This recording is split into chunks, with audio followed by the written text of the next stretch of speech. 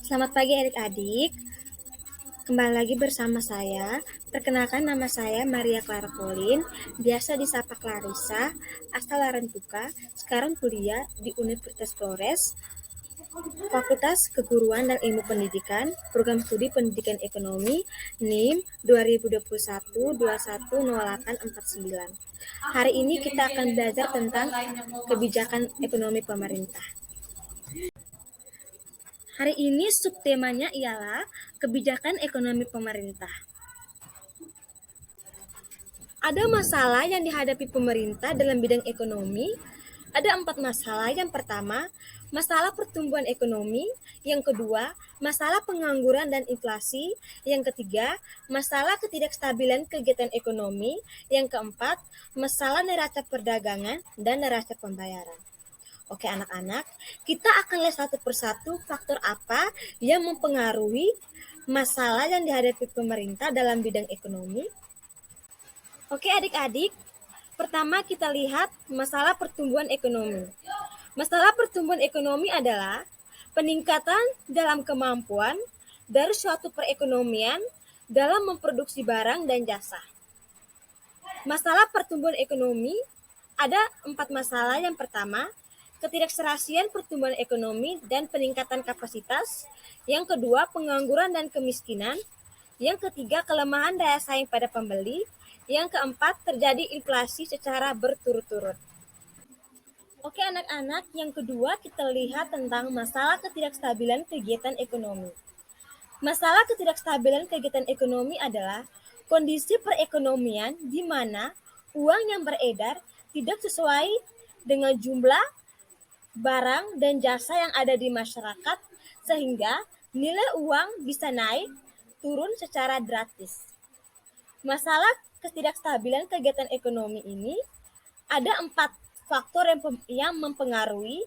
Yang pertama, guncangan ekonomi secara tiba-tiba. Yang kedua, pergerakan naik turun kegiatan ekonomi. Yang ketiga, perubahan teknologi. Yang keempat, pendapatan masyarakat rendah. Yang ketiga, kita lihat tentang masalah pengangguran dan inflasi. Masalah pengangguran dan inflasi adalah kenaikan harga barang dan jasa secara terus-menerus dalam jangka waktu periode tertentu. Sedangkan pengangguran adalah orang yang berusia produktif, yang tidak bekerja, dan yang sedang mencari pekerjaan. Masalah pengangguran dan inflasi ada beberapa faktor yang mempengaruhi. Yang pertama, kemajuan teknologi. Yang kedua, jumlah lapangan kerja tidak seimbang dengan jumlah tenaga kerja. Yang ketiga, tingginya permintaan pasar. Yang keempat, kita lihat tentang masalah neraca perdagangan dan neraca pembayaran. Neraca perdagangan adalah neraca yang memuat catatan besarnya barang yang diekspor dan diimpor oleh suatu negara. Sedangkan neraca pembayaran adalah catatan sistematis mengenai semua transaksi ekonomi antar penduduk suatu negara dengan selama periode tertentu. Masalah neraca perdagangan dan neraca pembayaran ada faktor yang mempengaruhi masalah tersebut, ialah yang pertama, pertumbuhan ekonomi dan pendapatan. Yang kedua, nilai tukar. Yang ketiga, daya saing produk. Baik anak-anak, sekarang kita lihat tentang contoh masalah pertumbuhan ekonomi. Yang pertama, pertumbuhan ekonomi terganggu.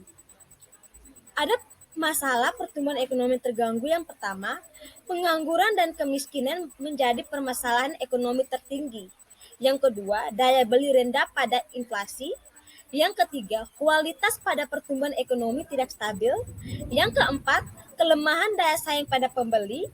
Yang keenam, permasalahan ekonomi ekspor dan impor. Yang ketujuh, inflasi secara berturut-turut. Yang kedua, tajamnya angka pengangguran dan kemiskinan. Kemiskinan ialah keadaan di mana tidak terjadinya ketidakmampuan untuk memenuhi kebutuhan dasar. Contohnya makanan, pakaian, tempat berlindung, pendidikan, dan kesehatan. Pengangguran ialah suatu kondisi di mana orang tidak dapat bekerja karena tidak tersedianya lapangan pekerjaan. Yang ketiga, terjadinya krisis nilai tukar uang terhadap utang luar negeri. Yang keempat, terjadinya inflasi. Yang kedua, kita lihat tentang contoh masalah ketidakstabilan kegiatan ekonomi. Yang pertama, guncangan ekonomi secara tiba-tiba. Kondisi perekonomian yang mampu membuat perusahaan jatuh bangkrut. Hal ini diakibatkan menurunnya daya beli masyarakat yang berimbas pada penurunan pendapatan perusahaan dan mengancam arus kas. Yang kedua, hutang yang berlebihan. Hutang yang berlebihan penyebabnya ialah karena keinginan seseorang terlalu tinggi. Contohnya ialah saya sudah memiliki banyak pakaian.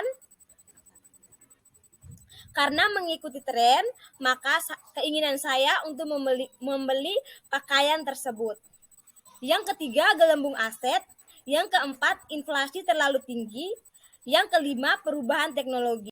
Yang ketiga, kita lihat tentang contoh masalah pengangguran dan inflasi. Yang pertama, besarnya angkatan kerja yang tidak seimbang dengan kesempatan kerja. Yang kedua, masyarakat atau warga negara tidak memiliki keterampilan tinggi serta tingkat pendidikan yang rendah. Yang ketiga, adanya kemajuan teknologi yang menggantikan manusia. Yang keempat, kita lihat tentang contoh masalah neraca perdagangan dan neraca pembayaran. Yang pertama, pendapatan luar negeri. Pajak luar negeri di mana orang pribadi atau badan yang bertempat tinggal atau bertempat kedudukan di luar negeri Indonesia yang dapat menerima atau memperoleh penghasilan dari Indonesia.